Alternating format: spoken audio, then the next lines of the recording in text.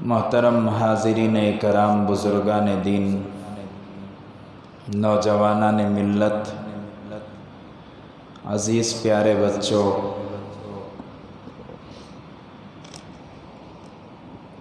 گزشتہ جمعہ آپ حضرات کے سامنے غرباء کی اہمیت اور غرباء کی فضیلت کے سلسلے میں بہت ساری باتیں آئیں۔ اللہ تبارک و تعالیٰ سے دعا ہے کہ اللہ تبارک و تعالیٰ ہم سب کو ان باتوں پر عمل کی توفیق نصیب فرمائے۔ اس لیے کہ غریبوں کی اللہ کے رسول صلی اللہ علیہ وسلم کے نزدیک ایک بہت زیادہ اہمیت ہے۔ حضور صلی اللہ علیہ وسلم نے جگہ بجگہ غریبوں کی اہمیت پر اپنے کلمات، احادیث کو بیان فرمایا ہے۔ یہاں تک فرمایا کہ اگر کوئی غریب روزہ دار کو روزہ کھلوانے کی طاقت نہ رکھے تو صرف ایک گھن پانی سے روزہ کھلوائے، اللہ تبارک و تعالی مالدار جتنا کھلاتا ہے، جتنا پلاتا ہے، اتنا ثواب اس غریب کو عطا کریں گے۔ حضور صلی اللہ علیہ وسلم کی ایک حدیث مبارکہ میں آتا ہے، جناب محمد الرسول اللہ صلی اللہ علیہ وسلم نے فرمایا، میں نے جنت کا مشاہدہ کیا، جنت کا سروے کیا تو میں نے دیکھا کہ بہت زیادہ غریب حضرات جنت میں موجود ہیں۔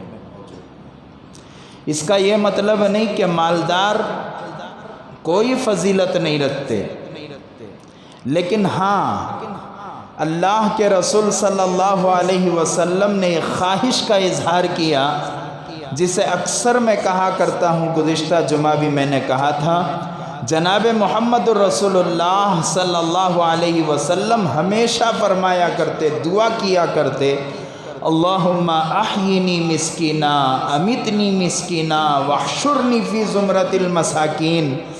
اللہ، میں دنیا کے اندر زندگی گزاروں تو غریبوں کے ساتھ زندگی گزاروں، جب دنیا سے جاؤں تو غریبوں کے ساتھ جاؤں، اور کل قیامت کے دن اٹھایا جاؤں تو غریبوں کے ساتھ اٹھایا جاؤں۔ یہ رسول اللہ صلی اللہ علیہ وسلم کی دعا ہے۔ کبھی کسی غریب کو معذور نہیں سمجھنا، وہ اللہ کی رحمت ہے۔ اگر غربا نہ ہوتے تو مالداروں کا مال کمانے کا ذریعہ نہ ہوتا، غریب نہ ہوتے تو مالدار نہ ہوتے۔ کیسے؟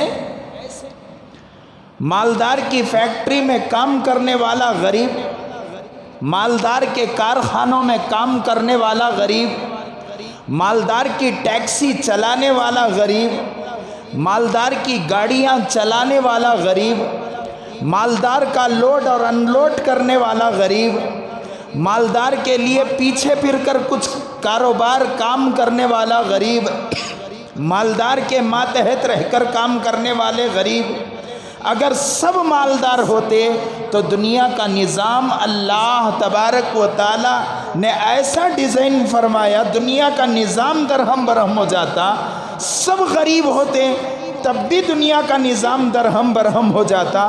اللہ تبارک و تعالی نے کسی کو مالدار بنایا تو کسی کو غریب بنایا۔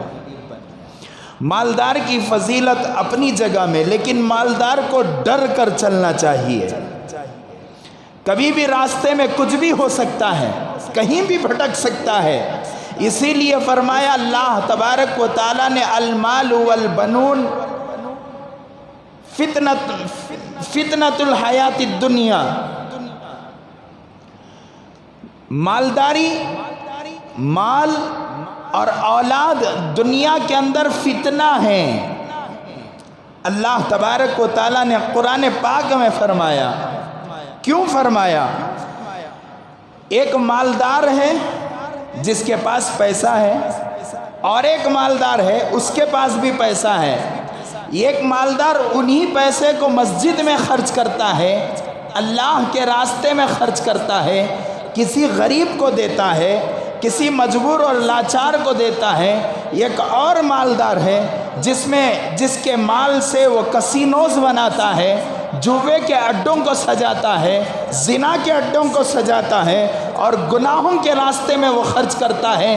تو پھر یہ مالدار فتنے میں مبتلا ہے، اس مالدار پر اللہ کا کرم ہے کہ یہ اللہ کے راستے میں خرچ کر رہا ہے۔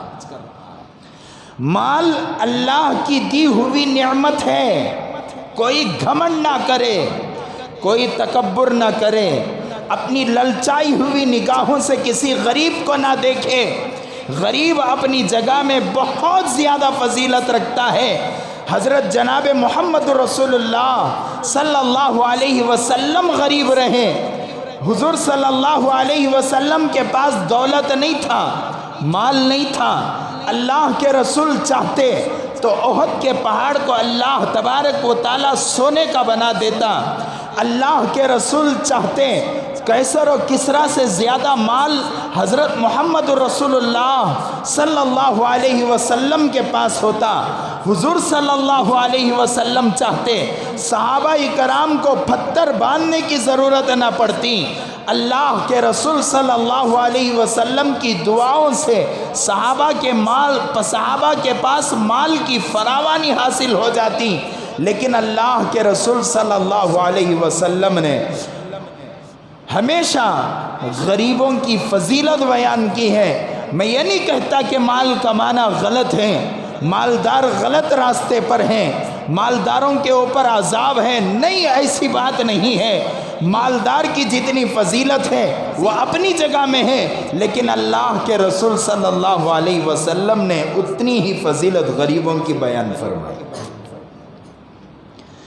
غریب حضرات مالدار کے لیے ایک رحمت ہیں۔ غریب نہ ہوتا تو مالدار کے اوپر آنے والی مصیبت کو ٹالنے کے لیے جو صدقہ دیا جاتا وہ صدقہ دینے کا راستہ نہ ہوتا۔ حضور صلی اللہ علیہ وسلم نے فرمایا، جو آدمی اپنی مصیبتوں کو اللہ کے غصے کو ٹھنڈا کرنا چاہتا ہو اور اپنی مصیبتوں کو ٹالنا چاہتا ہو، اس مالدار کو چاہیے کہ اللہ کے راستے میں غریبوں کا کچھ امداد کر دے، صدقہ دے دے۔ اللہ تبارک و تعالیٰ اس صدقے سے اللہ کا غصہ ٹھنڈا ہو جائے گا۔ بہت بڑی فضیلت ہے غریبوں کی، مجبوروں کی، لاچاروں کی، محتاجوں کی۔ کبھی کسی لنگڑے کو دیکھ کر دل کے اندر یہ خیال نہ آئے کہ یہ لنگڑا ہے اور میں صحت مند ہوں۔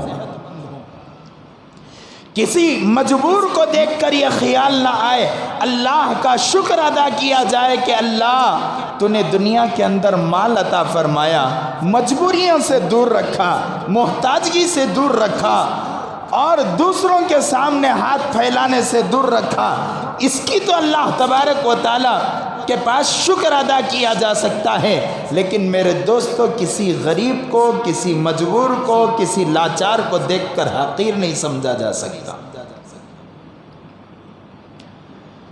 حضرت جناب محمد رسول اللہ صلی اللہ علیہ وسلم کے بعد حضرت ابو بکر صدیق رضی اللہ عنہ خلیفہ بنے۔ خلافت کے دور میں حضرت جناب ابو بکر رضی اللہ عنہ حضرت امی جان عائشہ رضی اللہ عنہ کے پاس گئے، پوچھا کہ بیٹی بتاؤ، کیا میں نے جناب محمد رسول اللہ صلی اللہ علیہ وسلم کی تمام سنتوں پر عمل کر لیا کہ نہیں کرا؟ امی جان نے فرمایا کہ ابا جان، آپ نے تمام سنتوں پر عمل کیا ہے، آپ محی السنہ ہیں، آپ سنتوں سے بے انتہا محبت کرنے والے۔ آپ کی زندگی کے اندر ہر وہ چیز میں نے دیکھی جو رسول اللہ صلی اللہ علیہ وسلم کی زندگی میں نے دیکھی ہے۔ لیکن ابا جان، ایک بات ہے، میں نے رسول اللہ صلی اللہ علیہ وسلم کو حلوہ بنانے کا حکم دیتے ہوئے دیکھا، میں حلوہ بنا کر رسول اللہ کے حوالے کرتی، اس راستے سے رسول اللہ اس حلوے کا توشہ لے کر یہاں سے گزرتے، ایک برتن میں حلوہ لے کر یہاں سے گزرتے، مجھے نہیں معلوم کہ اللہ کے رسول کہاں جایا کرتے تھے۔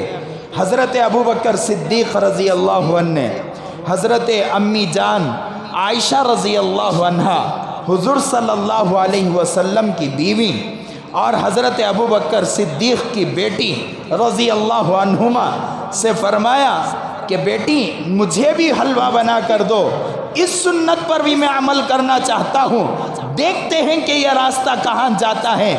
تو حضرت عائشہ رضی اللہ عنہا حلوہ بنا کر حضرت ابوبکر صدیق رضی اللہ عنہ کے حوالے کرتی ہیں۔ حضرت ابوبکر صدیق رضی اللہ عنہ اس حلوے کو لے کر اسی راستے سے گزرتے ہیں جس راستے سے جناب محمد رسول اللہ صلی اللہ علیہ وسلم گزرا کرتے تھے۔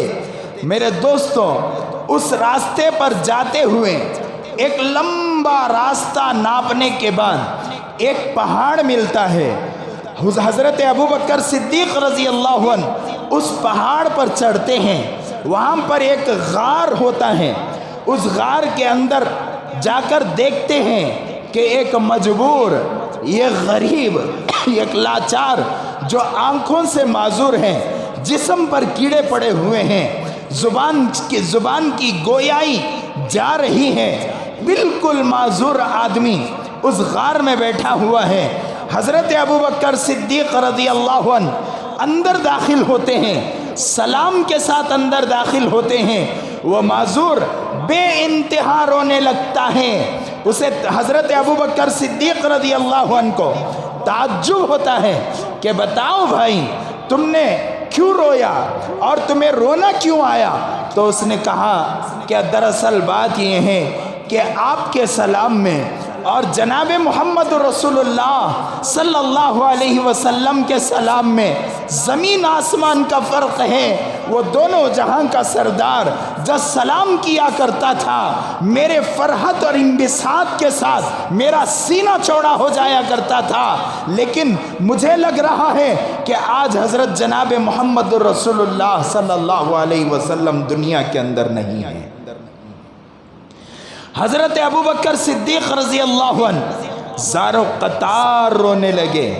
فرمایا کہ واقعتاً حضرت محمد رسول اللہ صلی اللہ علیہ وسلم کا کل دنیا سے وصال ہو چکا، لیکن میں نے سنتوں کو ادا کرنے کی خواہش میں حضور صلی اللہ علیہ وسلم کی بیوی اور میری بیٹی سے میں نے دریافت کیا کہ میری کوئی سنت تو نہیں چھوٹ رہی ہے۔ میری بیٹی نے کہا اس راستے سے حلوہ لے کر جایا کرتے تھے، کہاں جاتے تھے مجھے نہیں معلوم، لیکن میں نے بھی اس سنت پر عمل کرنے کے لیے میری بیٹی کو میں نے حکم دیا کہ حلوہ بنا کر مجھے بھی دیا جائے، اور میں حلوہ لے کر تمہاری خدمت میں حاضر ہوا ہوں۔ بہرحال مختصر سی گفتگو کے بعد حلوے کو نکال کر حضرت ابوبکر صدیق رضی اللہ عنہ اس معذور کے منہ میں رکھتے ہیں، اس لاچار کے منہ میں رکھتے ہیں، تو وہ لاچار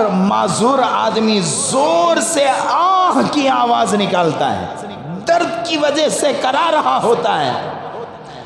حضرت ابوبکر صدیق رضی اللہ عنہ پوچھتے ہیں کہ بھائی بتاؤ کیا قصہ ہے، اتنا پریشان ہو؟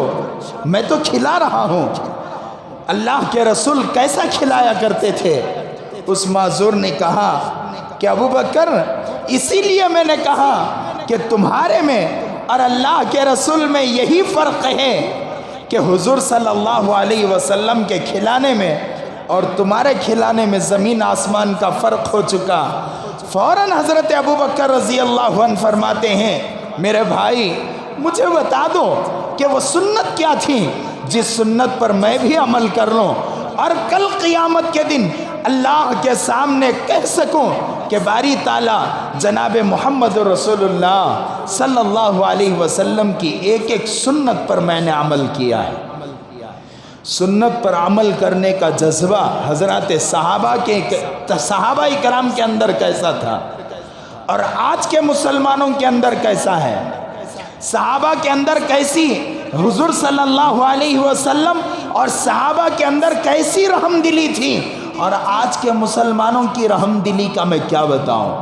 ہر کوئی تکبر میں چور ہے، ہر کوئی اپنے آپ کو بڑا بنایا ہوا ہے، ہر کوئی کہنے والا ہے، سننے والا کوئی نہیں ہے۔ سب اپنے آپ کو لیڈر مانتے ہیں آدھی عقل کے باوجود، سب اپنے آپ کو لیڈر مانتے ہیں آدھی عقل کے باوجود، سب اپنے آپ کو عالم مانتے ہیں۔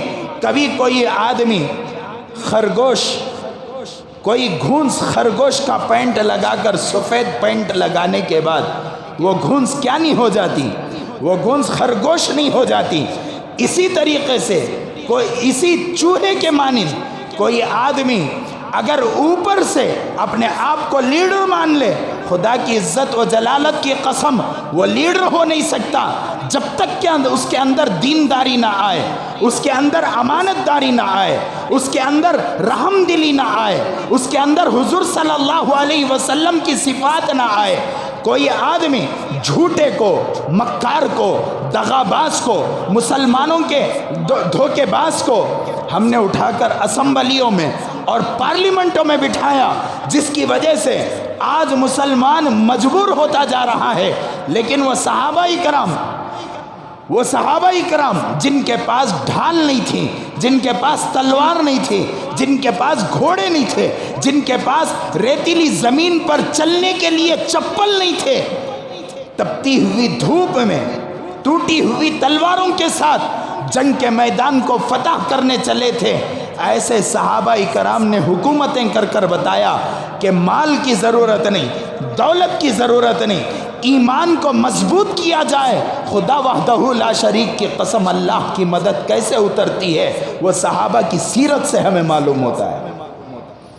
دل کو نرم کرنے کی ضرورت ہے میرے دوستو، دل کو نرم کرنے کی ضرورت ہے، عاجزی پیدا کرنے کی ضرورت ہے۔ اللہ والوں کے پاس جا کر زانوِ ادب طے کرنے کی ضرورت ہے، اللہ والوں کے پاس مجلسوں میں بیٹھنے کی ضرورت ہے۔ ہم نے قرآن سے دوری اختیار کی، دل سخت ہو گیا، ہم نے ذکر سے دوری اختیار کی، دل سخت ہو گیا۔ بہرحال بات کہیں سے کہیں جا رہی ہے۔ اس غریب نے حضرت ابوبکر رضی اللہ عنہ سے فرمایا کہ ابوبکر، اللہ کے رسول کے کھلانے کا طریقہ ایسا نہیں تھا جیسے تم کھلا رہے ہو، بلکہ حضور صلی اللہ علیہ وسلم حلوے کو توشے سے نکالا کرتے تھے، برتن سے نکالا کرتے تھے، اپنی زبان پر رکھا کرتے تھے، پھر اپنی زبان سے اسے نرم فرمایا کرتے تھے، اور پھر میں اپنی زبان کو میرے منہ میں داخل کر دیا کرتے تھے۔ وہ کیا پیارا رحم دلی کا معاملہ تھا۔ آج ہم امتی ہیں حضور صلی اللہ علیہ وسلم کی، آج ہماری رحم دلی کہاں گئی؟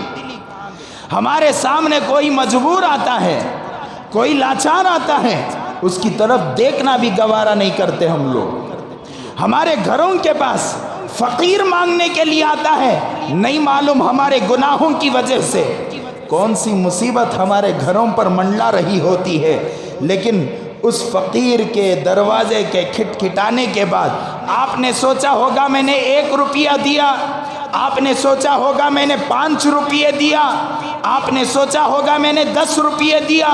خدا وحدہ لا شریک کی قسم، گناہوں کی وجہ سے جو مصیبت ہمارے گھروں کی چھتوں تک آ کر کھڑی ہوئی تھی، اس مصیبت کو، اس فقیر کو دے کر آپ نے دور کر دیا ہے۔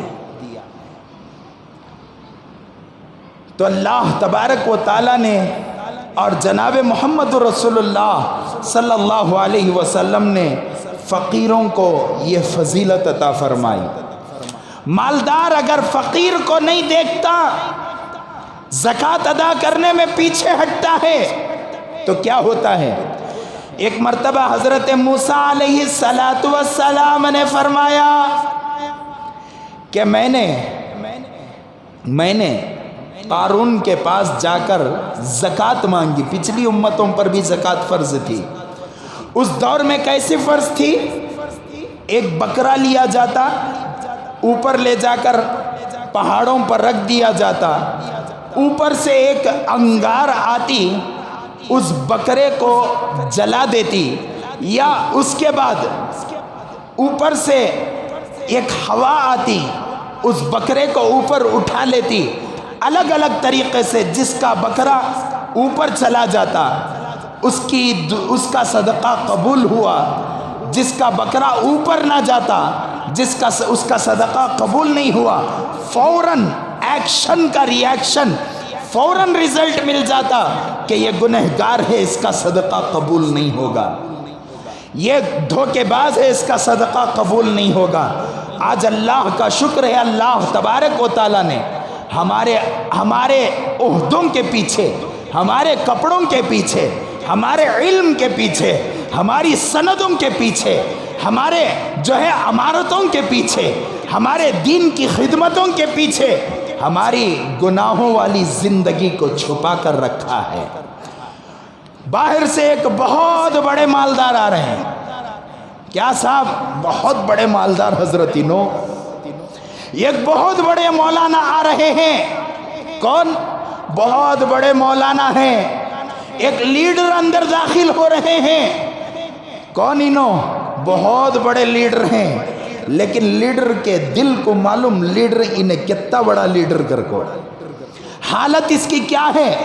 انفرادی زندگی میں، اجتماعی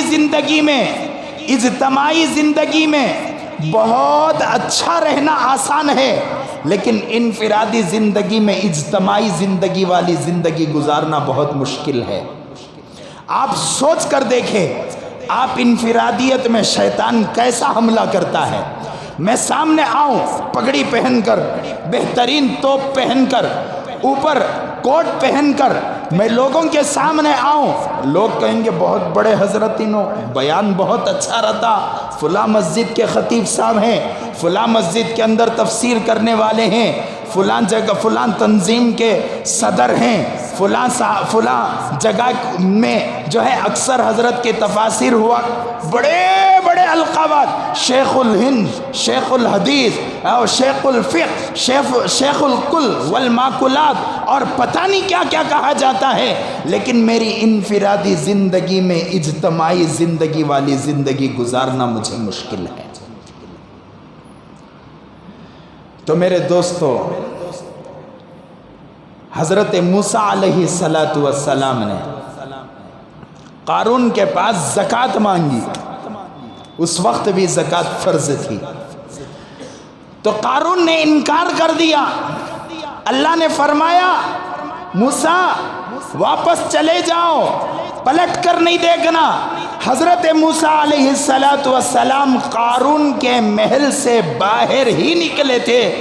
اللہ تبارک و تعالیٰ نے قارون کے خزانے کے ساتھ قارون کو زمین میں ڈھسا دیا. قارون کون معلوم؟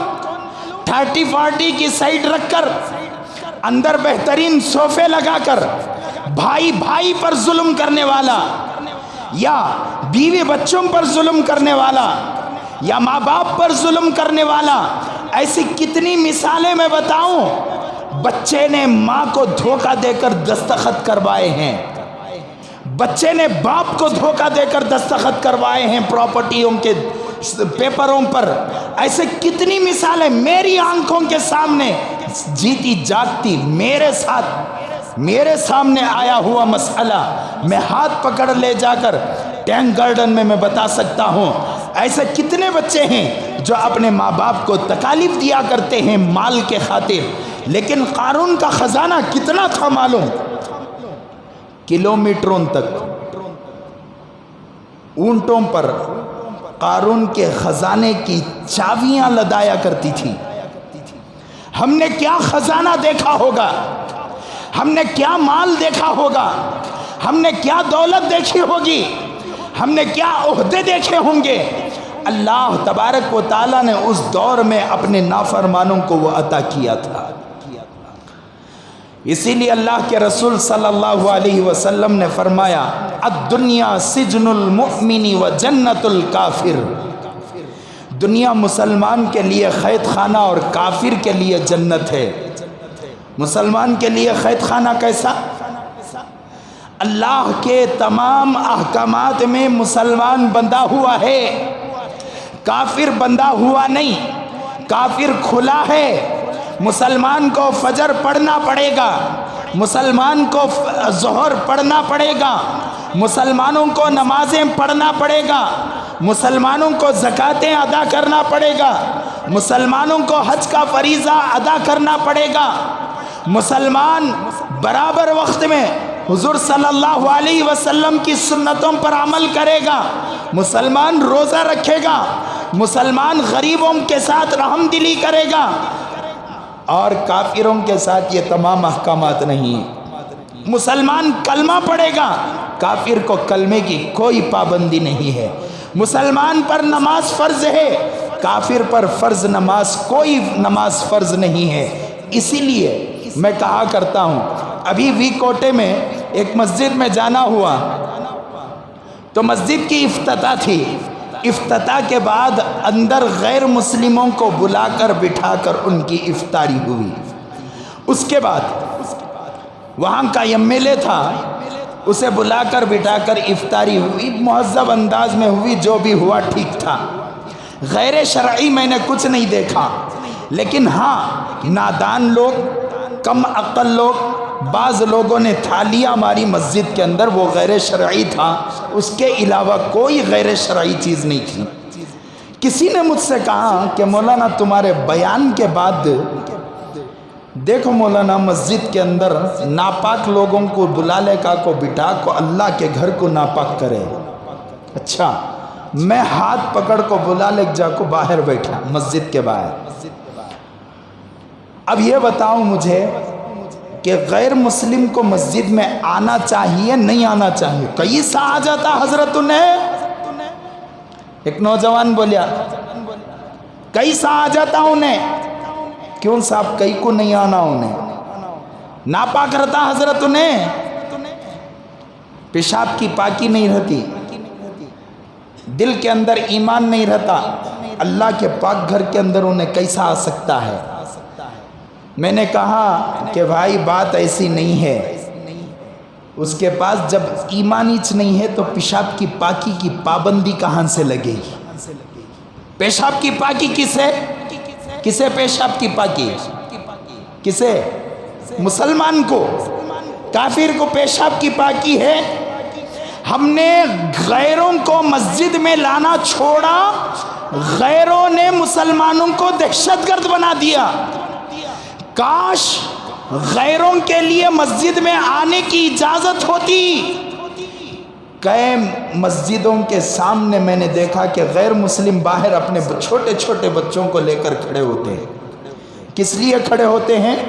انہیں ٹی وی دیکھنے والا، سود خور، دھوکے باز، دغا باز، جھوٹا، انہیں نماز پڑھنے کا کو پھوٹتے ہی اسے شفا ہو جاتی ہے۔ گھر کو کیا نہیں، اللہ کے سامنے سجدہ کرنے والا کر کر وہ جیسا بھی ہو سجدے کی دعا لا کر میرے بچے پر پھونکے گا تو میرے بچے کو شفا حاصل ہوگی۔ اسی نیت کے ساتھ مسجدوں کے سامنے آ کر عورتیں بچوں کو لے کر کھڑی ہوتی ہیں۔ میں نے اپنی آنکھوں سے دیکھا مسلمانوں کے معاشرے کے اندر جب عورتیں آ کر سامنے کھڑی ہوتی ہیں تو مسجدوں سے ان کو دھتکارا جاتا ہے، باہر نکالا جاتا ہے، اور یہاں تک کہ ان کی توہین ہوتی ہے۔ جائز ہے اسلام کے اندر؟ رسول اللہ مسلمانوں کے لیے آئے تھے یا پوری انسانیت کے لیے آئے تھے؟ حضور صلی اللہ علیہ وسلم صرف مسلمانوں کے لیے آئے تھے یا کافروں کے لیے بھی آئے تھے؟ جب حضور صلی اللہ علیہ وسلم پوری انسانیت کے لیے آئے تھے، پوری کائنات کے لیے آئے تھے، تو پھر مسجد کا استعمال بھی پوری انسانیت کے لیے ہوگا۔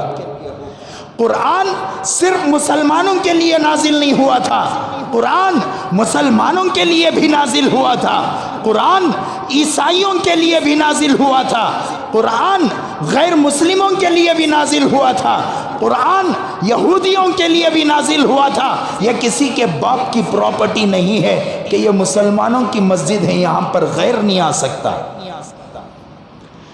ہاں اتنی بات ہے کہ غیر مسلم پر پابندی نہیں ہے. غیر مسلم پر پابندی ہے؟ پابندی نہیں ہے. اسی لیے حضور نے فرمایا الدنیا سجن المؤمن، دنیا مسلمان کے لیے قید خانہ ہے اور کافر کے لیے کیا ہے؟ کافر کے لیے ارے ذرا بولو، مائک برابر نہیں ہے، میں بھی ذرا بول رہا ہوں، تکلیف سے بول رہا ہوں، تمہیں بھی سوئے جیسا دکھ رہا مجھے. ہمارے مسجدوں کی مصیبت کیا معلوم، ماشاءاللہ ہر چیز اچھی رہتی ہے. ہماری مسجد کا مائک بھی اچھا تھا، بیچ میں کس کی نظر لگ گئی، وہ اتنا خراب ہوا، اب بولنے بھی تکلیف ہو رہی ہے. اب میں بول رہا ہوں سو حساب کو تو میں انگلے کو ہر جمعہ جواب دینے والے جواب دے رہی نہیں. آج ہر جمعہ آپ میں سے جتنے افراد میری نگاہ پڑ رہی ہے، جواباں دینے والے بھی جواباں نہیں دے رہی. آج کئی کو کہتا ہوں مائک سلا رہا ہے، تو مائک کا بھی بڑا اثر رہتا ہے. ہوتا نہیں ہوتا؟ نہیں حضرت ہم نہ سنے آ جا رہا. حضرت تمہیں بولو، سنے آیا تو اصل نہیں ہے. مائک میں کبٹ ہے، مثال کے طور پر ایک یہاں لا کر ایک کیا یہ ممبر 3 سیڑھیوں والا ممبر، اسے اتنا خوبصورت ممبر لا کر رکھنے کی ضرورت کیا تھی؟ کیا تھی؟ ایک 3 سیڑھیوں کا کون سا تھا، بھی ایک ڈبہ لا کر رکھ ڈالتے تو بھی ممبر ہوگا تھا، ہے کہ نہیں؟ اس پر بھی خطبہ ہو جاتا، اس پر بھی خطبہ ہو جاتا. لیکن یہ جو ہے مسجد کو سجاتا ہے، یہ مسجد کو سجاتا ہے. یہ ٹائلز کے بغیر بھی مسجد ہوتی تھی. یہ ٹائلز کیوں آیا؟ یہ ٹائلز مسجد کو سجاتی ہے. اسی طریقے سے مائک میں آواز بھی بیان کو، قرات کو، قرآن کو سجاتی ہے. خالی سنے آیا تو بس نہیں، بولنے والا، قرآن پڑھنے والے کو کتنی تکلیف ہو رہی ہے اس کا احساس ہونا. سمجھ میں آئی بات؟ نہیں مولانا تمہیں پڑھو، ہم نہ سنے آ رہا کر کو بولے تو امام صاحب کی حالت خراب ہوتی ہے، سو امام صاحب کو معلوم. خالی مائک میں آواز آیا تو نہیں ہوتا، آواز کے ساتھ کیا ہونا؟ مزہ بھی آنا. ابھی میں ایک مسجد میں نماز پڑھتا ہوں، کیا نام؟ مسجد مکرم سلطان پاڑلہ. بہترین قاری صاحب، قاری عرفان کے نام سے بہت زیادہ مشہور ہے، مولانا عرفان صاحب قاسمی کے نام سے بہترین نعتیں پڑھتے ہیں. ان کے پیچھے میں نماز پڑھ رہا ہوں، اتنا مزہ آتا ہے. نماز کے اندر زور سے ہلکو اللہ اکبر سبحان اللہ بولنے کا موقع رہتا تو میں پرسوں بولیا مولانا کو، مولانا چیخ چیخ کا سبحان اللہ بولتا ہوں، اتنا مزہ آتا. کیوں؟ خالی آواز سے نہیں، مائک کا بھی کمال رہتا اس کے اندر. تو آج ذرا مائک خراب ہے، ٹھیک ہے ایڈجسٹ کر لیں گے. ہمیں مسلمانہ، پیور مسلمانہ، انشاءاللہ مائکوں کے محتاج ہمیں نہیں. رہا تو صحیح، نہیں رہا تو بازو رکھدال کو بھی انشاءاللہ کام کرنا ہے. سمجھ میں آئی بات؟ تو جو پوچھ رہا ہوں اسے کیا کرنا؟ جواب دینا. تو مسلمانوں پر پابندی ہے، غیروں پر پابندی نہیں ہے. تو میں عرض کر رہا تھا، بات کہیں سے کہیں چلی گئی. میں عرض کر رہا تھا کہ قارون نے زکوٰۃ دینے سے انکار کیا اور اللہ تبارک و تعالیٰ نے کیا کیا؟ قارون کو مال کے ساتھ زمین میں ڈھسا دیا. اس کے بعد حضرت موسیٰ علیہ السلام سے اللہ تبارک و تعالیٰ نے فرمایا موسیٰ، جو آدمی میرے راہ میں، میرے راستے میں مال کو خرچ نہیں کرتا، میں اس کے مال کے ساتھ اسے غارت کر دیتا ہوں. اس کے مال کے ساتھ میں اسے غارت کر دیتا ہوں. قارون قیامت تک زمین میں ڈھستا رہے گا. مالداران کی کیا بھی وتی اچھی فضیلت کیا بھی نہیں ہے. سمجھ میں آئی بات؟ جو مالدار ہیں وہ ڈرتے رہیں. ایک مرتبہ حضرت محمد رسول اللہ صلی اللہ علیہ وسلم کے پاس 10 درہم تحفے میں آئے. اللہ کے رسول نے بلا کر سب کو تقسیم کر دیا. 2 درہم باقی تھے، تکے کے نیچے رکھے ہوئے تھے. اللہ کے رسول صلی اللہ علیہ وسلم نے پوری رات آرام سے نہیں سویا۔ 2 درہم میں کیا ہو جانے جاتا؟ وہ زمانے کے 2 روپے میں کیا ہو جانے جاتا؟ لیکن پوری رات نہیں سویا حضرت محمد رسول اللہ نے۔ امی جان پوری رات کروٹیں لیتے رہے، پھر رات کے آخری حصے میں اللہ کے رسول صلی اللہ علیہ وسلم اٹھے، جا کر سجدے میں نماز پڑھ کر سجدے میں گرے اور دعا مانگتے رہے۔ امی جان عائشہ رضی اللہ عنہا اٹھ کر پریشان ہوئی کہ اللہ کے رسول کہاں چلے گئے؟ اٹھ کر جا کر دیکھا تو حضور صلی اللہ علیہ وسلم سجدے میں پڑے ہوئے ہیں۔ بہت دیر تک امی جان نے انتظار کیا اور انتظار کیا، حضور صلی اللہ علیہ وسلم سجدے سے نہیں اٹھ رہے ہیں۔ امی جان فرماتی ہیں کہ مجھے خدشہ ہونے لگا کہ میں اللہ کے رسول صلی اللہ علیہ وسلم کو گوا چکی ہوں، یعنی حضور کا انتقال ہو چکا ہے۔ پھر میں نے جا کر حضور صلی اللہ علیہ وسلم کے سجدے کے پاس میں نے کان لگا کر سنا تو حضور صلی اللہ علیہ وسلم دعا کر رہے تھے، اللہ مال کے فتنے سے حفاظت فرما، اللہ مال کے فتنے سے حفاظت فرما، اللہ مال کے فتنے سے حفاظت فرما۔ کتنے روپے ہیں سو حضور کے پاس؟ صرف 2 روپے۔ تو مالداروں کے مال آنے کے بعد بہت زیادہ اللہ سے ڈرنا چاہیے، جتنا ہو سکے صدقہ خیرات کرتے رہنا چاہیے۔ گزشتہ جمعہ میں نے کہا تھا کہ اپنی زکوٰۃ کے 3 حصے بنانا۔ کتنے حصے؟ 3 حصے بنانا۔ آج کل لوگ کیا کرتے ہیں؟ آج کل لوگ اپنا پیسہ دوسروں کو دینے میں شان سمجھتے ہیں۔ مسجد میں پینٹ لگانا تھا، 1 لاکھ روپے پینٹ کو دے ڈالے۔ مدرسے کی دیواریں بننا تھا، 1 کروڑ روپے اٹھا کر دے ڈالے۔ وہ کام کی کیا کی کرنا تھا، اٹھا کر دے ڈالے۔ گھر کے اندر ہمارے خود کے ماموں، خود کے چچا، خود کے تایا، خود کی پھوپھی، خود کی خالہ، خود کے خلئی اور خود کے رشتہ دار، سگے رشتہ دار پریشان ہوتے ہیں اور آدمی اٹھا کر باہر پیسہ تقسیم کر رہا ہے۔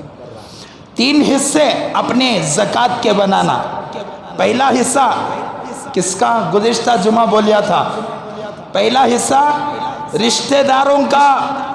سب سے پہلے نمبر پر میں نے رشتہ داروں کو بیان کیا، اس لیے کہ حضرت ابو طلحہ رضی اللہ عنہ حضور صلی اللہ علیہ وسلم کی خدمت میں حاضر ہوتے ہیں، فرماتے ہیں اے اللہ کے رسول، میرے پاس ایک کھجور کا باغ ہے، جس باغ کے اندر میٹھے پانی کا کنواں ہے، میں چاہتا ہوں کہ اس باغ کو اللہ کے راستے میں خرچ کروں۔ حضور نے فرمایا کہ اے ابو طلحہ، فوراً تم اس باغ کو اپنے چچا زادوں میں تقسیم کر دو، اپنے چچا زادوں میں تقسیم کر دو۔ حضرت ابو طلحہ رضی اللہ عنہ نے اپنے چچا زادوں میں تقسیم کر دیا۔ پھر فرمایا حضور صلی اللہ علیہ وسلم نے، جو آدمی اپنوں کو چھوڑ کر غیروں میں صدقہ کرتا ہے، اللہ تبارک و تعالیٰ اس کے صدقے کو قبول نہیں فرماتا۔ سب سے پہلا حق کس کا ہے؟ رشتہ داروں کا ہے۔ قرآن پاک میں معدد جگہ، بہت زیادہ جگہوں پر اللہ تبارک و تعالیٰ نے رشتہ داروں کی اہمیت کو بیان فرمایا۔ صرف میں 2 آیتیں آپ حضرات کے سامنے پیش کروں، جن آیتوں میں ماں باپ کے ساتھ رشتہ داروں کا حق بتایا۔ ماں باپ کے ساتھ حسن سلوک کرو اور رشتہ داروں کے ساتھ حسن سلوک کرو۔ وَبِالْوَالِدَيْنِ إِحْسَانًا وَذِي الْقُرْبَى، قربا کے معنی قرابت دار، رشتہ دار کو قربا کہتے ہیں۔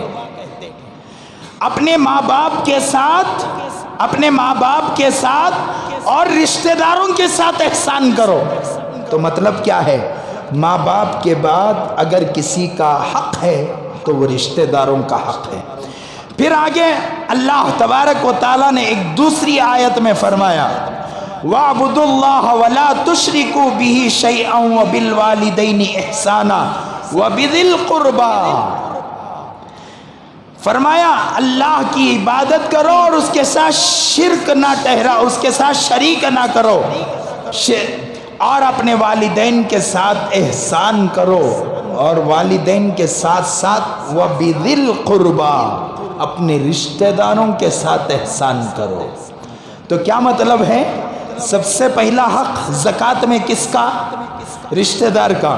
اب یہاں پر میں بتاؤں، زکوٰۃ دیتے ہوئے بول کو نہیں دینا، یہ میں تم نہ زکوٰۃ دے رہا ہوں 100، میرے زکوٰۃ کے 2000 روپے تمہیں رکھ لیو، احسان نہیں کرے۔ بول کو دیے تو کیا مطلب؟ وہ بول کو دینے کے پیچھے بہت ساری پریشانیاں سامنے والے کو، جو آدمی لے رہا ہے اسے شرمندگی ہوگی، وہ اپنی حیثیت کو کم سمجھے گا، وہ بجائے ہمارے ساتھ اچھے تعلقات جوڑنے کے اس کے تعلقات خراب ہوں گے۔ کیوں؟ اس لیے کہ میرے بھائی نے مجھے زکوٰۃ کے قابل سمجھا،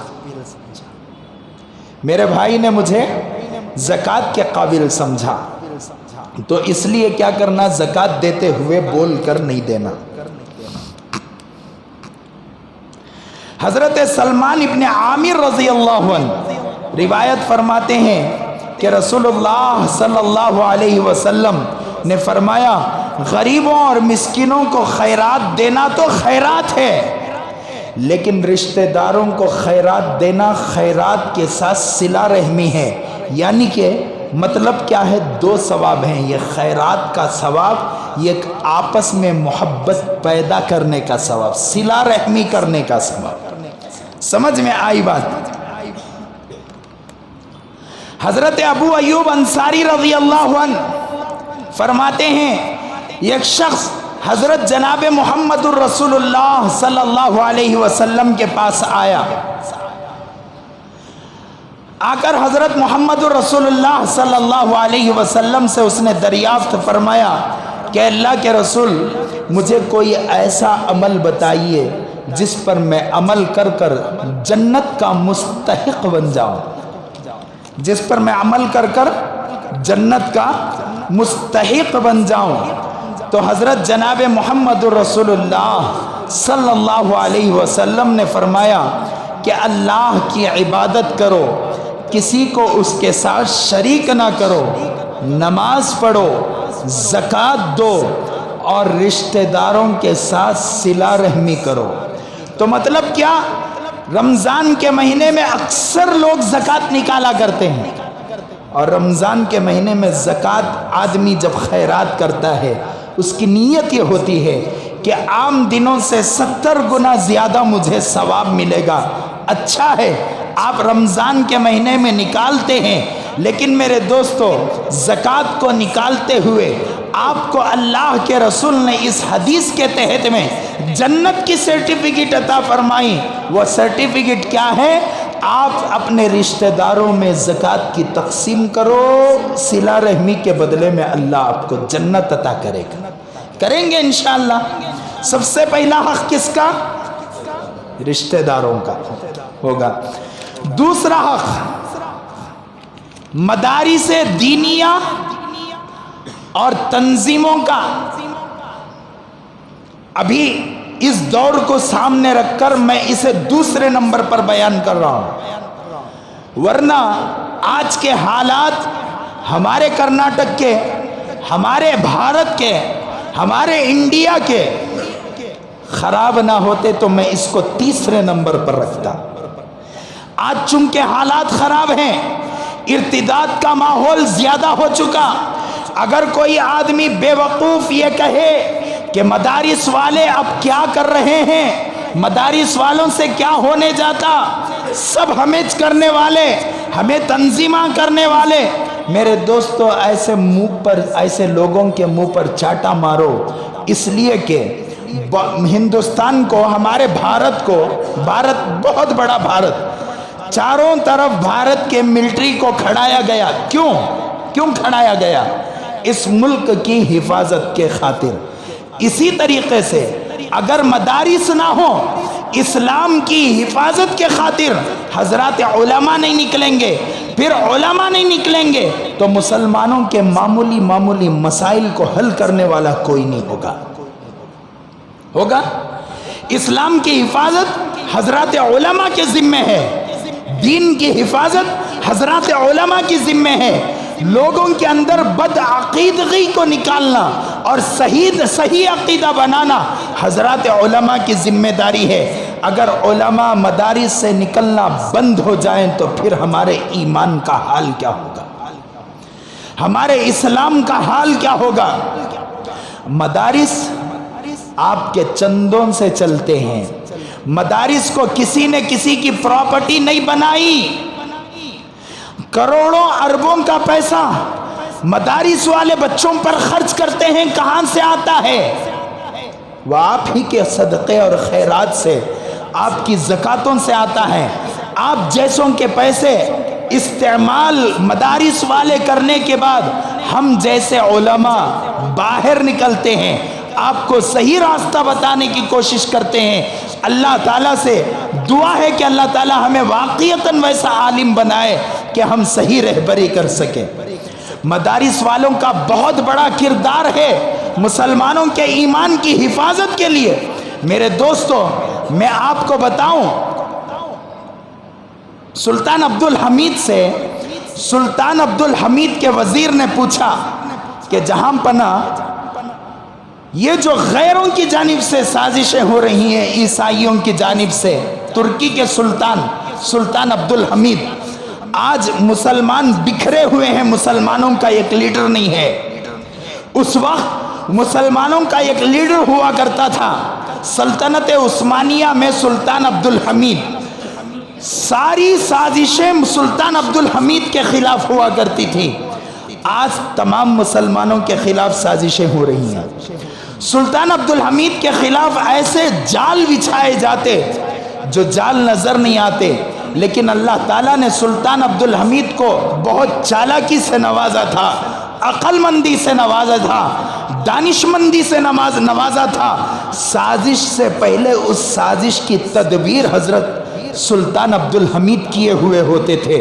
ایک مرتبہ وزیر نے سلطان عبدالحمید سے پوچھا کہ جہاں پناہ یہ سازشیں کب ختم ہوں گی؟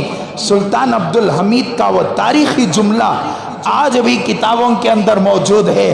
سلطان عبدالحمید نے فرمایا کہ جس دن اذان بند ہوگی اس دن یہ سازشیں بھی بند ہوں گی۔ جس دن یہ اذان بند ہوگی اس دن سازشیں بند ہوگی۔ آج بھی مسلمانوں کے خلاف کیسی سازشیں ہیں؟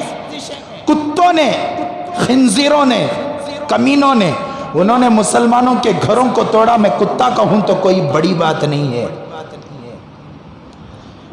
ہمارے بھارت کے کانسٹیٹیوشن کو وہ کرینوں کے نیچے ڈال کر ختم کیا جا رہا ہے۔ کیسی سازش ہے؟ اگر کوئی بھارتی مسلمان غلطی کرتا ہے اسے سزا دینے کا حق صرف کورٹ کو ہے، کسی ایم ایل اے، کتے ایم ایل اے کو نہیں ہے، کسی سی ایم کو نہیں ہے، کسی ہوم منسٹر کو نہیں ہے۔ مدھیہ پردیش میں بیٹھے ہوئے حرام کے پلے، حرام زادے، جنہوں نے ایک طرفہ فیصلہ کیا اور مسلمانوں کے گھروں کو ٹارگٹ کیا اور مسلمانوں کی پراپرٹیوں کو نقصان پہنچایا، ایک صحابی کے خلاف، ایک صحابی کی موت کی خبر پر اللہ کے رسول صلی اللہ علیہ وسلم نے موت پر بیعت کی تھی۔ اللہ تبارک و تعالیٰ نے کسی غیر کے خلاف کھڑے ہونے سے منع فرمایا، کسی غیر مسلم پر ظلم کرنے سے منع فرمایا، کسی عورت پر ظلم کرنے سے منع فرمایا، کسی بوڑھے پر ظلم کرنے سے منع فرمایا۔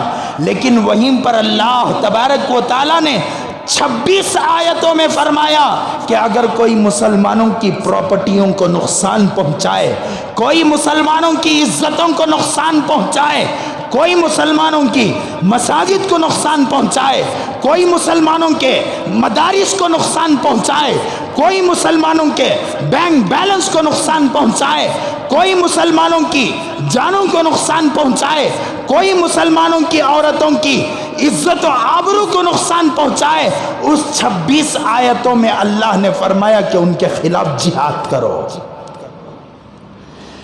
مدھیہ پردیش کے اندر مسلمانوں کے گھروں کو ٹارگٹ کیا گیا۔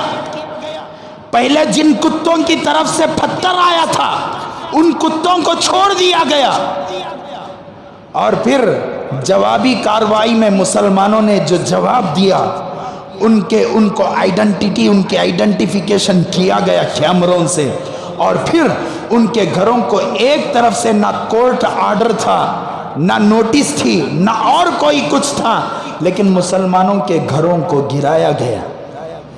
یہ ظلم ہے ہمارے ہندوستان کے اندر، ہمارے بھارت کے اندر۔ آج بھی سازشیں بہت زیادہ ہیں۔ یہ سازشیں کب ختم ہوں گی؟ جب مساجد کے اندر اللہ اللہ نام لینے والے ختم ہوں گے۔ آپ ختم ہوں گے؟ ارادہ کیا ہے؟ کیا مسجدوں سے اذان بند ہونے پر ہم لوگ راضی ہو سکتے ہیں؟ نمازیں بند ہونے پر ہم لوگ راضی ہو سکتے ہیں؟ خدا کی عزت و جلالت کی قسم، گردن کٹ جائے لیکن مسجدوں کی اذان بند نہیں ہوگی۔ اور ان تمام چیزوں کو، آپ کے ایمان کی چنگاری کو مضبوط کرنے والے حضرات علماء کرام ہیں۔ علماء نہ ہو، علماء کی صحبتیں نہ ہو، کیا ہوگا وہ بھی بتاؤں گا میں۔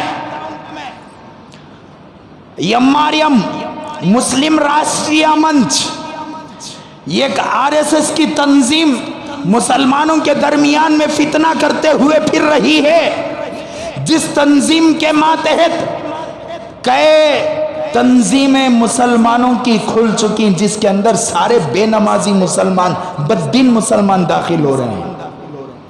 اور یہاں تک میں آپ کو بتاؤں بکے ہوئے پالتو علماء تک اس کے اندر داخل ہو چکے۔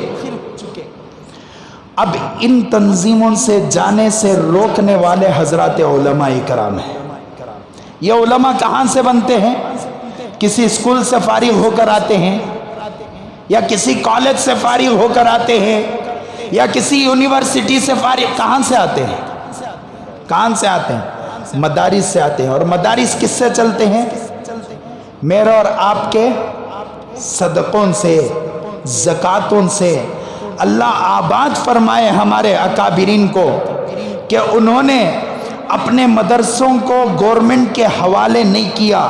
اگر گورنمنٹ کے حوالے کرتے نا، یوپی میں، آسام میں، مدھیہ پردیش میں جتنے مدارس بورڈ کے ماتحت مدرسے چلتے تھے، تمام مدرسوں کو بند کر کر اسکول کے اندر تبدیل کر دیا گیا۔ اللہ ہمارے اکابرین کو جزائے خیر عطا فرمائے۔ بڑی دور اندیشی کے ساتھ ہمارے اکابرین نے کام کیا۔ اگر مدارس کو، مساجد کو گورنمنٹ کا فنڈ آنے لگے، اور پھر مدارس اور مساجد گورنمنٹ سے اپنا فنڈ حاصل کرنے لگے، تو پھر گورنمنٹ جو حکم دے گا وہ مدارس والوں کو ماننا پڑے گا۔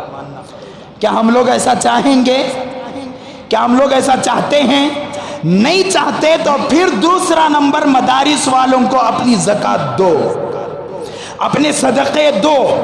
تنظیمیں والے، جو بھی تنظیم ہو، چاہے جمعیت العلماء ہو، چاہے وہ مسلم پرسن اللہ ہو، چاہے وہ جماعت اسلامی ہو، چاہے وہ پاپولر فرنٹ آف انڈیا ہو، چاہے وہ SDPI ہو، اس طریقے کی جتنی بھی تنظیمیں آپ کے پاس چندے کو آئیں گی، انہوں نے مسلمانوں کی مجبوریوں میں مسلمانوں کا ہاتھ پکڑا ہے۔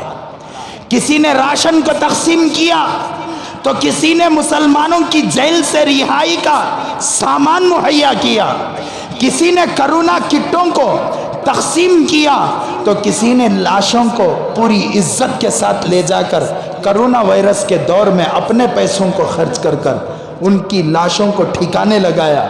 میرے دوستو، یہ تنظیمیں بھی کام کر رہی ہیں، مدارس والے بھی کام کر رہے ہیں۔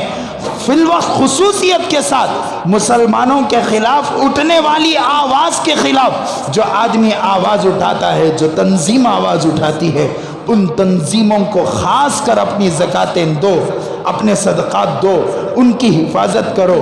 آپ مال عطا کریں گے، آپ زکاتیں دیں گے، آپ صدقات دیں گے.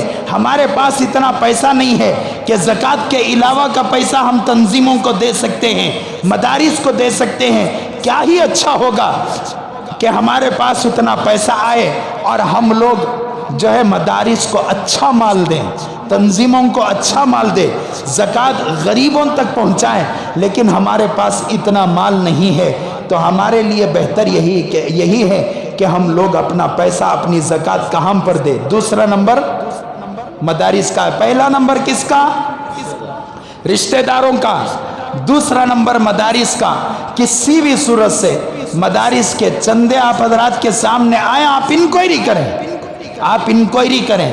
آپ کا پیسہ، آپ کی زکات بیکار میں نہ جائے. آپ جب بھی کسی سفیر کو، مثال کے طور پر 2000 روپے آپ لکھنے، 2000 کی نوٹ آپ نے دی، رسید نہیں ہونا کر کو نہیں بولنا، رسید نہیں ہونا کر کو نہیں بولنا، رسید لینا چاہیے. رسید میں 2000 روپے وہ لکھے گا تو آپ اسے شرط لگائیں، مولانا یہ 2000 روپے جو عدد میں آپ لکھے، ساتھ میں بازو میں حرفوں میں بھی 2000 روپے لکھو. کئی کو حضرت یہ کئی کو یہاں لکھ ڈالے بسنا، یہاں بھی الگ کئی کو. میں بھی چندہ کر رہا ہوں ہمارے مدرسے کا، جہاں بھی چندہ کر رہا ہوں میں تمام کو یہ جملہ بول رہا ہوں.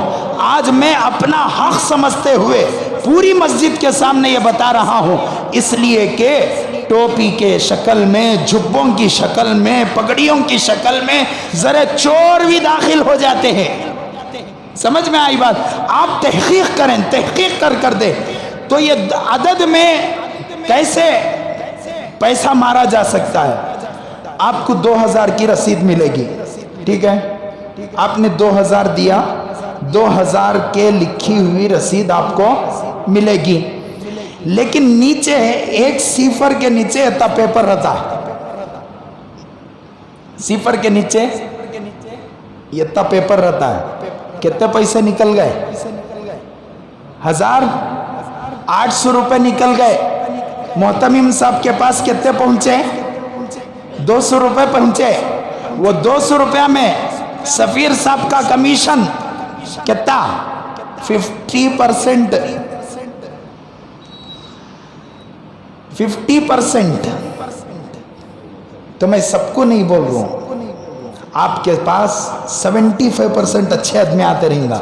میں مدارس کو دیوگر کو بول رہا ہوں سو، لیکن میری ذمہ داری بنتی ہے جب دیوگر کو بول رہا ہوں تو پھر آپ کا پیسہ صحیح جگہ لگے، آپ کی زکاتیں ادا ہوں، صحیح معنی میں وہ مہمانان رسول تک وہ پہنچیں. اس لیے میں بتا رہا ہوں جب یہاں 2000 کا عدد لکھا گیا تو ساتھ میں حرفوں میں بھی، چاہے انگلش میں ہو چاہے اردو میں ہو، اگر حرفوں میں 2000 روپیے یہاں پر لکھ دیے گئے تو محتمم صاحب جب کیا کریں گے؟ رسیدوں کو چیک کریں گے تو 2000 روپے کیا کریں گے؟ وہ دیکھیں گے، کریں گے انشاءاللہ. تو ہمارا مدرسہ بھی ہے، آپ لوگ چاہیں تو ہمارے مدرسے کو بھی دے سکتے ہیں. گزارش ہے کہ آپ ہمارے مدرسے کا بھی تعاون فرمائے. اللہ تعالیٰ آپ کے دینے کو بے انتہا قبول فرمائے. تیسرا نمبر غریبوں کا، جو گزشتہ جمعہ میں ایک لمبی تفصیل مکمل 1 گھنٹہ 6 منٹ کا میں نے بیان کیا، جس کے اندر میں نے کہا کہ غریبوں کو بھی مال جو ہے زکوٰۃ اور صدقات دینا چاہیے، لیکن فی الوقت سب سے پہلے اپنے رشتہ داروں کو دو. اگر رشتہ دار نعوذ باللہ من ذالک آپ نے نہیں دی، رشتہ دار غربت کی وجہ سے خدا نہ خواستہ کسی تنظیم میں چلے گئے، کفر میں چلے گئے، تو پورا وبال مالدار رشتہ داروں پر آئے گا. حالات اتنے خراب ہیں کہ لوگ پیسہ دے کر کنورٹ کر رہے ہیں، پیسہ دے کر کنورٹ کر رہے ہیں. یہ سب انہیں وسیم رضوی اور ایک کون کی یہ جو کھڑے ہو کر ٹوپی پہن کو، جھبا ازار پہن کو پوجے کر لے کو پھر رہی، جے سری رام کے نعرے لگا رہی، کونی نو سبھی پیسے ان کے پوجاری آئی ہو. ان کا کوئی بھروسہ نہیں. اگر ان کے رشتہ دار وقت پر ان کو دیے ہوتے تو ان کا ایمان بچ سکتا تھا. رشتہ داروں نے نہیں دیا تو ایمان غارت ہوا. پھر کل قیامت کے دن اللہ کے پاس ان کی پکڑ ہوگی جو مالدار رشتہ دار تھے. پہلا نمبر. دوسرا نمبر مدارس والوں کا. تیسرا نمبر غربا کا. اپنے پڑوسیوں میں غریب حضرات ہیں, اپنے دوست و احباب میں غریب حضرات ہیں, ان لوگوں کو عطا کریں. اس کے علاوہ اور بھی بہت ساری باتیں تھیں. زکوٰۃ کے مسائل کچھ تھے, انشاءاللہ اگلے جمعہ آپ حضرات کے سامنے میں عرض کروں گا. اہم ترین مسائل ہیں, مختصر 2 منٹ کے اندر عرض کر دیتا ہوں. کر دوں 2 منٹ کے اندر. زکوٰۃ کتنی چیزوں پر فرض ہوتی ہے؟ 4 چیزوں پر فرض ہوتی ہے. نمبر 1 سونا, نمبر 2 چاندی, نمبر 3 کیش رقم.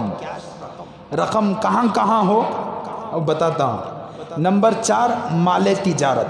یہ 4 مال پر زکوٰۃ فرض ہوتی ہے. سونا 7.5 تولہ سونا ہو. 7.5 تولہ بولے تو آج کے وزن میں کتنا؟ 80.7 گرام 480 ملی گرام. اتنا سننا رہا تو اس پر کیا ہوتی ہے؟ زکوٰۃ فرض ہوتی ہے. یا اس کی وتی قیمت آج وہ 24 کیرٹ 22 کیرٹ میں آپ خود جا کر بازار سے معلوم کریں کہ آج کا ریٹ کیا ہے, یا انٹرنیٹ پر گوگل پر آپ سرچ کریں گے تو آج کا ریٹ آپ حضرات کے سامنے آ جائے گا. چاندی کتنا ہوگا؟ 52.5 تولہ چاندی ہونا.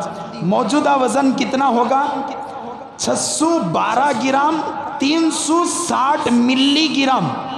اتنی چاندی ہوگی تو اس کی کیا ہو جائے گا؟ اس پر زکوٰۃ فرض ہوگا. سونا ہے, سونے کے ساتھ تھوڑی چاندی ہے. سونا پورے اس تک نہیں پہنچا ہے. کہاں تک؟ نصاب تک نہیں پہنچ کر ہے. ذری چاندی بھی ہے تو دونوں کو ملا کر 52.5 تولہ چاندی کی قیمت ہو جاتی ہے تو پھر زکوٰۃ فرض ہو جائے گی. ہوگا. سونا ہے, چاندی نہیں ہے, لیکن کچھ کیش ہے میرے پاس. مثال کے طور پر آپ کے پاس سونا ہے 30,000 کا. آپ کے پاس سونا ہے 30,000 کا اور آپ کے پاس کیش ہے 20,000 روپے. دونوں کو ملا کر تقریباً 50,000 روپے آج کی چاندی کا ریٹ 52.5 تولہ چاندی کا ریٹ چل رہا ہے. اگر اتنی قیمت ہو جاتی ہے تو کیا کرے گا؟ وہ زکوٰۃ دے دے گا. بہرحال جو بھی رقم ہو, سونے کے ساتھ یا چاندی کے ساتھ کون سی بھی رقم, ایڈوانس پر زکوٰۃ ہے. آپ نے کہیں پر پورے میں پیسے ڈالے ہیں, وہ آنے کا پورا یہ ہے کیا وہ یقین ہے, تو پھر اس پر زکوٰۃ فرض ہے. آپ کا ایڈوانس ہے اس پر زکوٰۃ فرض ہے. آپ نے بھوگیہ پر ڈالا اس پر زکوٰۃ فرض ہے. آپ نے کسی کو قرض دیا تھا, آپ کو یقین ہے کہ وہ قرض دار واپس پیسہ مجھے دے گا, اس پر زکوٰۃ فرض ہے. آپ نے ایسا پیسہ جس کے آپ کو آنے کا یقین نہ ہو, اس پر زکوٰۃ نہیں ہے. کیش رقم تو یہ جو ہے کیش رقم میں آ جائے گا. مال تجارت. مال تجارت کس کو کہتے ہیں؟ کوئی چیز آپ نے خریدی بیچنے کی نیت سے. مثال کے طور پر آپ نے گھڑی خریدی 1 سال پہلے, نیت کیا تھی اس کی؟ بیچنے کی تھی, تو اس گھڑی پر زکوٰۃ فرض ہے. آپ نے مثال کے طور پر یہ گھڑی 30,000 کی تھی, یہ گھڑی 30,000 کی تھی. آپ نے ایک گھڑی خریدی 1 لاکھ روپے کی, اپنے لیے خریدی, بیچنے کے لیے نہیں, اس پر زکوٰۃ نہیں ہے.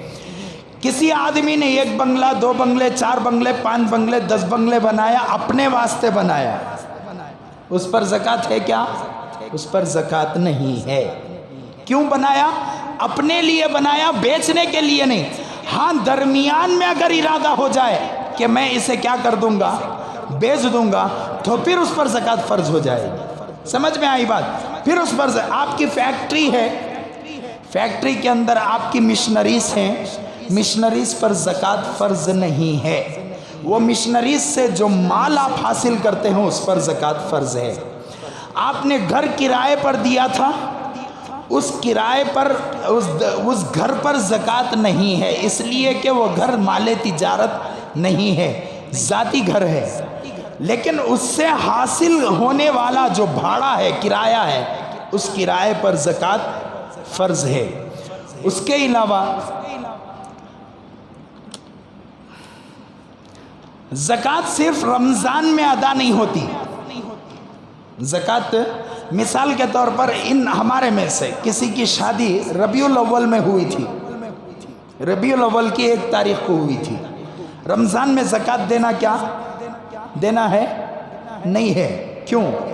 اس لیے کہ اس مال پر شادی میں جو سننا آیا تھا، چاندی آئی تھی، اس پر زکوٰۃ فرض ہے کیا؟ نہیں، اس پر زکوٰۃ فرض نہیں ہے۔ کیوں نہیں ہے؟ اس لیے کہ ربیع الاول میں شادی ہوئی تھی، دوبارہ ربیع الاول میں وہ کیا ہوگا؟ زکوٰۃ فرض ہوگی، 1 سال ہوگا، تو 1 سال گزرنے کے بعد زکوٰۃ فرض ہوگی۔ لوگ اکثر رمضان میں نکالنے کی کوشش کرتے ہیں، گزارش ہے کہ پورے سال نکالنے کی کوشش کریں، صرف رمضان میں غریب نہیں آتے، رمضان میں تو غیر مسلم بھی غریبوں کا لبادہ اوڑھ کر آ رہے ہیں۔ ایسے کتنے کی ویڈیوز ہمارے سامنے آئے۔ گزارش ہے کہ آپ تاریخ کو، سب سے پہلے میں کون سی تاریخ میں مالدار ہوا تھا، اسے سامنے رکھ کر زکوٰۃ دیں۔ زکوٰۃ کتنے لوگوں میں دینا؟ اللہ تبارک و تعالیٰ نے قرآن پاک میں 8 لوگوں کا حکم فرمایا۔ مختصر بتا دوں کون کون؟ فقیر، وہ آدمی جو محتاج ہو، جس کے پاس زندگی گزارنے کا بھی سامان نہ ہو۔ مسکین، مساکین، اللہ نے فرمایا للفقراء والمساکین۔ مسکین کس کو کہتے ہیں؟ جس کے پاس مال ہو لیکن ضرورت کے بقدر مال نہ ہو۔ سمجھ میں ہی بات؟ میں زندگی گزار رہا ہوں، میرے پاس گھر بھی ہے، میرے پاس سب کچھ ہے، لیکن میری ضروریات کے بقدر نہیں ہے۔ میں روزانہ کماتا ہوں لیکن ضرورت کے بقدر میں نہیں کماتا، تو ایسے کو مسکین کہتے ہیں، اسے بھی زکوٰۃ دے سکتے ہیں۔ والعاملین علیہا، عاملین کس کو کہتے ہیں؟ یہ جو ہے اسلامی مملکت میں حکومت کی جانب سے زکوٰۃ وصول کرنے والے چند لوگ ہوتے تھے، تو ان کو زکوٰۃ دیا جاتا تھا۔ اللہ نے قرآن پاک میں مؤلفۃ القلوب کس کو کہتے ہیں؟ جو اسلام میں پکا نہ ہو یا اسلام بیزار آدمی ہو، یعنی کہ کوئی آدمی اگر میں پیسے دوں تو یہ اسلام قبول کر لے گا، تو حضور صلی اللہ علیہ وسلم اپنے دور میں ایسی زکوٰۃ ویسے لوگوں کو دیکھ کر اسلام کی دعوت دیتے تھے۔ یا کوئی مسلمان ہوا ہے لیکن اس کا وہ کمزور ایمان والا ہے، تو پھر پیسے دے کر اسے جو ہے مضبوط ہونے تک زکوٰۃ اسے دیا کرتے تھے۔ اس کے سلسلے میں کہ حضرات علماء اکرام نے فرمایا یہ حکم ساقط ہو چکا۔ غلاموں کو آزاد، رقاب کے معنی غلاموں کو آزاد کرانے کے لیے آج کے دور میں غلامی آج نہیں ہے، آج کے دور میں اسیروں کو، قیدیوں کو، آپ کو میں بتاؤں کہ جو تنظیمیں جا کر جیلوں کا سروے کرتی ہیں، 2000 روپے دیے تو قیدی آزاد ہو جاتا، لیکن 5 سال سے 2000 کے لیے جیل میں ہے۔ 500 روپے دیا تو قیدی آزاد ہو جاتا، 7 مہینوں سے 500 روپے نہ ہونے کی وجہ سے جیل میں ہے۔ تو ایسے لوگوں کو چھڑایا جا سکتا ہے زکوٰۃ کے پیسوں میں، اور دینا چاہیے۔ تنظیمیں خاص کر اس میں کام کر رہی ہیں، آپ پاپولر فرنٹ کو دیں یا آپ جمعیت العلماء کو دیں، آپ جسے بھی دیں آپ دیں۔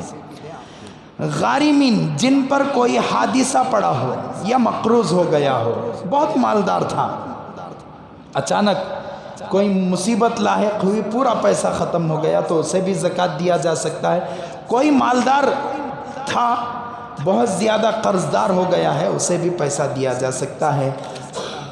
سبھی اللہ کے راستے میں زکوٰۃ دیا جا سکتا ہے، جہاد کرنے والوں کے لیے، جو حضرات جہاد میں جاتے ہیں ان کو بھی پیسہ دینا چاہیے۔ وابن السبیل جو سفر میں صاحب نصاب ہو، یعنی مالدار آدمی ہو، سفر میں جا رہا ہے اور راستے میں اچانک اس کے پاس ایسا کئی مرتبہ ہوتا ہے کہ حیدرآباد سے کوئی صاحب یہاں پر آئے تھے، کہیں ویلٹ گم ہو گیا یا کیا بولتے اسے، فون گم ہو گیا، کریڈٹ کارڈ، وہ کیسا کی کارڈ، وہ کارڈ ڈیبٹ کارڈ گم ہو گیا، اب وہ محتاج ہو گیا.